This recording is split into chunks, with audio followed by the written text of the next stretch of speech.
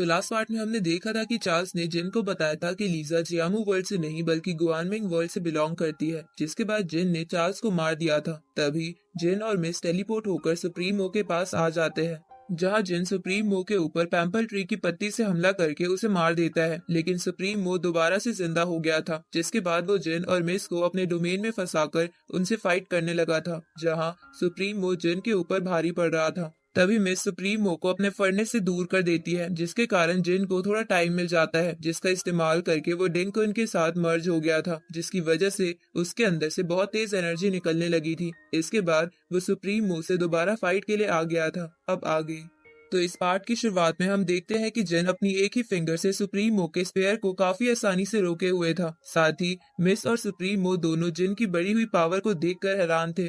तभी सुप्रीमो कहने लगता है कि तुम तो बस सेंट किंग लेवल पर हो, फिर तुम मेरे सुप्रीम स्फीयर को इतनी आसानी से कैसे रोक पा रहे हो। इस पर जिन हंसते हुए कहता है कि क्या यही तुम्हारा सुप्रीम स्फीयर है। तभी सुप्रीमो नोटिस करता है कि उसकी एज काफी तेजी से बढ़ रही है। उसी वक्त जिन उसे बताता है कि तुम्हें क्या लगता है, ब्लड थर्स्टी दाव तुम्हें इतनी पावर ऐसे ही दे रहा है। असल में वो तुम्हारे लाइफ सोर्स को धीरे धीरे एब्जॉर्ब कर रहा था और मैंने उस प्रोसेस की रफ्तार कई गुना ज्यादा बढ़ा दी है। तो ये सुनकर सुप्रीमो चौंकते हुए कहता है कि ये कैसे हो सकता है, तुम ब्लड थर्स्टी दाव के प्रोसेस की स्पीड को कैसे इंक्रीज कर सकते हो। तभी जिन उसके स्पेयर को तोड़ देता है, जिसे देखकर सुप्रीमो वहां से भागने लगता है, लेकिन जिन उसके सामने आकर उसे एक जोरदार किक मारता है, जिससे उसका फैलाया हुआ डोमेन टूट जाता है। इसके बाद जिन भी नीचे गिरने लगता है, लेकिन मिस उसे आकर गिरने से बचा लेती है। अब वो कहती है कि तुम्हारी उस टेक्निक के कारण तुम्हारी बहुत सी स्पिरिचुअल एनर्जी खत्म हो गई है, लेकिन तुम चिंता मत करो, मैं तुम्हें यहाँ से सही सलामत बाहर लेकर जरूर जाऊंगी। उसी वक्त दोबारा से सुप्रीमो की आवाज उन दोनों को सुनाई देती है और जब वो पीछे मुड़कर देखते हैं तो वो दोनों चौंक जाते हैं, क्योंकि उन्हें लग रहा था कि सुप्रीमो मारा गया, लेकिन तभी उसकी बॉडी दोबारा से वहां अपीयर हो जाती है। तो ये देखकर जिन उससे कहता है कि आखिर तुमने कितने क्लोन्स बना रखे हैं, जिस पर सुप्रीमो हंसते हुए उससे कहता है कि मैंने 9 ट्रिब्यूलेशन को कंप्लीट कर रखा है, जिसके कारण मैं अपनी बॉडी को 9 भागों में बांट सकता हूँ। इसके बाद वो जिन के ऊपर दोबारा हमला कर देता है, लेकिन तभी वहाँ बहुत सी बटरफ्लाई आकर उसके अटैक को रोक लेती है और ये बटरफ्लाई लिंजी ने भेजी थी। तभी वो भी वहाँ आकर सुप्रीमो के ऊपर हमला कर देती है।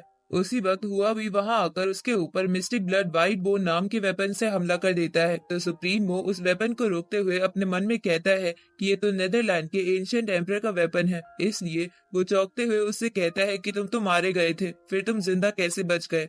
लेकिन वो उसकी किसी भी बात का कोई जवाब नहीं देता, जिसके बाद लिंजी और हुआ दोनों मिलकर एक साथ उसके ऊपर हमला करते हैं, जिसके कारण वो वेपन सुप्रीमो के आर पार हो जाता है, जिससे उसकी वहीं पर मौत हो जाती है। इधर जिन भी हुआ को देखकर खुश हो जाता है, जिसके बाद हुआ जिन से कहता है कि तुम्हें जिंग होंग स्वॉर्ड सेक्स से बहुत ज्यादा केयरफुल रहना होगा, क्योंकि अब हम यहाँ ज्यादा समय तक नहीं रुक सकते। तो ये सुनकर जिन समझ जाता है कि लिंजी और हुआ शुरू से ही जिन के आसपास मौजूद रहकर उसकी प्रोटेक्शन कर रहे थे। अब जिन हुआ से मास्टर ली के बारे में पूछता है। इस पर हुआ उसे मना करते हुए कहता है कि अभी तुम्हें सच्चाई बताने का सही समय नहीं आया है। इसके बाद वो दोनों वहाँ से ये बोलकर निकल जाते हैं कि जल्दी तुम्हें तुम्हारे हर सवाल का जवाब मिलने वाला है। तो उनके जाने के बाद मिस जिन से कहने लगती है कि ये दोनों तुम्हारे मास्टर के स्टूडेंट थे, मतलब तुम्हारे मास्टर जरूर कोई ग्रेट और पावरफुल पर्सन होंगे। अब तो उनसे मिलने का मन मुझे भी हो रहा है। अगले सीन में हम देखते हैं कि जिन वापस ल्यूली सिटी आ गया था, जहां वो बैठकर खुद को रिकवर कर रहा था। तभी मिस जिन के पास 8 दाव सील देखकर चौंकते हुए कहती है कि इसने तो इतने कम टाइम में ही 8 दाव सील को अचीव कर लिया है। उसी वक्त सुप्रीम यान जिन के पास रीइंकार्नेशन सील को देखते हैं, जिसे देखकर वो चौंकते हुए कुछ सोचने लगते हैं। कुछ देर बाद जिन भी पूरी तरह से रिकवर हो जाता है, जहाँ सुप्रीम यान जिन से कहता है कि अब इस ग्वानमिंग रिलीम में तुमसे ज्यादा पावरफुल कोई भी नहीं है। इसके बाद वो जिन से कहते हैं कि तुम्हें वूजी वर्ल्ड के लोगों से बचकर रहना होगा, क्योंकि वो सब तुम्हें हर वक्त ढूंढ रहे हैं। लेकिन अभी के लिए तुम चिंता मत करो, क्योंकि मेरे रहते तुम्हें कोई नुकसान नहीं पहुंचा पाएगा। तो ये सुनकर जिन उसे थैंक्स करते हुए कहता है कि मैं आपको फ्यूचर में कभी रिग्रेट नहीं होने दूंगा कि आपने मेरा साथ क्यों दिया। इसके बाद सुप्रीम यान मिस को भी अपनी ग्रेट दाव सील के ऊपर फोकस करने को कहते हैं।